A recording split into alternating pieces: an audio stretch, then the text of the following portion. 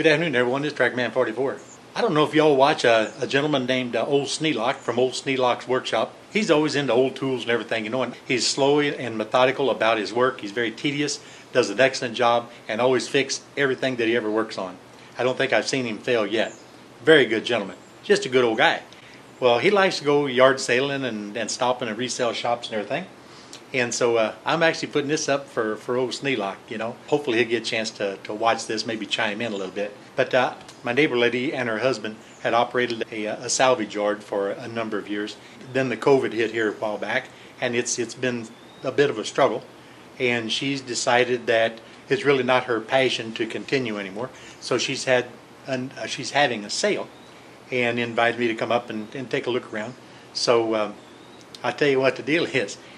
I went around, picked up a bunch of stuff, you know, that she had prices marked on, and I went ahead and threw a bunch of stuff in the back truck, and we went down and talked about everything, and then she settled me a price considerably cheaper than what the amounts that were marked on them, and I thought that was absolutely awesome. She literally lives 600 yards from me, right up the road, you know, on the way out to the blacktop. I just love her to death. I think she's just absolutely awesome lady, not because she gave me a bargain, just because she's really a cool lady. At any rate, I'm going to show y'all some of the stuff I got. You know, here's a Black & Decker industrial grinder. I've got one or two others just almost identical to it. It's a 15 amp, big heavy duty machine. Here's an older Black & Decker. That's an industrial one also. A little bit older. Both of them the cords are a little bit bad on, but both of them run just fine. There's no problem, no sharding out. The brushes are in good shape. And you know, whenever you get a chance to come up with something like that for $15 a piece or thereabouts, it's worth it. You're worth your while to go ahead and take them.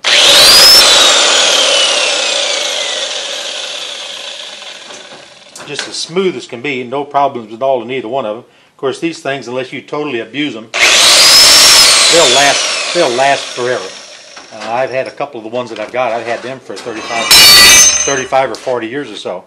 Now, at the same time, this is a roto hammer. It's a Milwaukee, and it's a big, heavy-duty 3/8 drive roto hammer. I used one of those commercially for a long time on my service truck, and you can't buy for $5. You can't buy one that's a roto hammer that's got the torque and the reliability, forward and reverse, and everything that this guy has here. And it's also, I believe this particular one here has 50,000 strokes or beats per minute. Now here's something I've always wanted. This here is a Milwaukee whole hog. This old Sneelock will probably be drooling at this one here. If you take a look at this, is a Milwaukee whole saw, or it's a heavy-duty Milwaukee whole hog. It's a right-angle drive. It's a close-quartered machine where you can get in between studs or in tight places and everything. I knew it had a bad switch because when I plugged into different things on the workbench up at their shop, I would have to tap on the trigger in order to get it to go. But whenever it would run at 300 RPM, which is low speed, and 1200 RPM, which is high speed. So I know that everything is good inside there. I've just got to come up with a replacement high and low switch and trigger. And I've already priced those. That's going to be about $40. Well, that's not too bad. I had to give $10 for the tool, and then I'll have $40 in the replacement switch. I may put in a couple of brushes just for the heck of it, you know. But that's cheap for currently a $350 whole hog. If you guys do any kind of machine work at all, you know, wiring in planers, joiners, any kind of electrical consuming machinery, you know how fortunate it is to have a stop-start station and how expensive a commercial Cutler hammer stop-start station is. This one here I couldn't pass up. It was marked $5. I threw that in the bucket. Because I bought a fair amount of things, she didn't even price a couple of things. There was no prices on this brand new temperature gauge. That'll end up on one of my old tractors. And she also gave me an old 1¼ inch gasket pump. She didn't bother putting a price on it. And then also over here I got a whole rack. There's several thousand, about 3 different sizes of cotter keys in there, and they're all 1.5 inch, 2 inch cotter keys. I think I missed getting this on camera a second ago. Here's the temperature indicator that's going to go on one of my old tractors. It's brand new. It's a little fancier than what I normally put on the old tractors, but it'll do.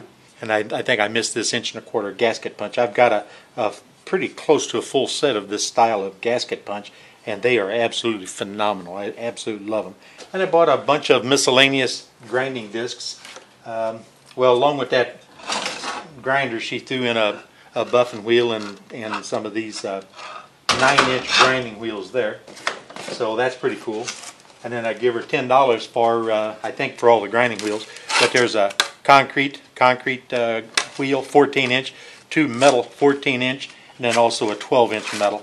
And I've already got the saws to go that with. And of course, if you guys do any kind of electrical or repair work, you'll know the benefit to having things like this around. This is not necessarily the cheap things that you see at Harbor Freight or some of those other knockoff stores. These are for commercial use. These are good, thick, high quality. I don't know how many of them's in there, but there is a pile of them. For $5, I went ahead and bought a lug wrench for my motorcycle. Actually, it's got a 3/4 inch square drive on the end.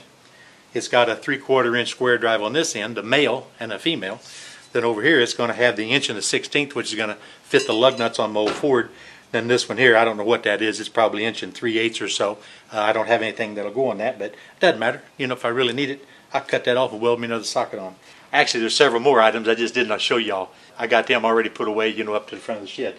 But I've been telling the son and the son-in-law I'm going to buy me a series of these Dayton fans. Usually probably a 20 or 24, maybe 20, 24 or 30 inch. I'm going to put them on the wall up about 9 or 10 feet high in line with my 2 garage doors to where I can create that airflow, you know, in the summertime, keep it cool in here. And lo and behold, here's one that you wanted $30 for. It looks to be just essentially brand new. There's a little bit of a dust on it, and it's an oscillating in addition to that. So I have to come up with the base to lag bolt onto the stud walls on my 6x6 stud walls, and then I'm going to have I'll disengage the oscillation part, but this will be the first of several that I'm going to put in here to create my my airflow.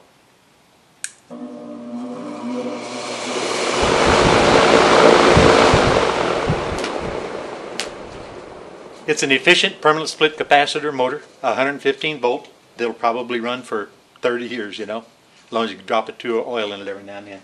So at any rate, just a quick video just to kind of brag on a couple of good deals that I got. And it's sad, it's kind of a double-edged sword. I enjoy getting a good deal, but at the same time it's sad for me to watch my neighbor ladies, you know, have to close their business for whatever reason. But she's done well with it and everything, and it's just time for her to move on and do something just a little bit different. But at any rate, hope old Sneelock checks in. Oh, I got a couple of motors over there too. I forgot to show you them. Man, nice motors. But at any rate, hope old Sneelock gets to drop in, take a look-see, like get his input on that whole hog, see what he thinks about that. And you know what? This is Tractor Man 44, and I am out of here.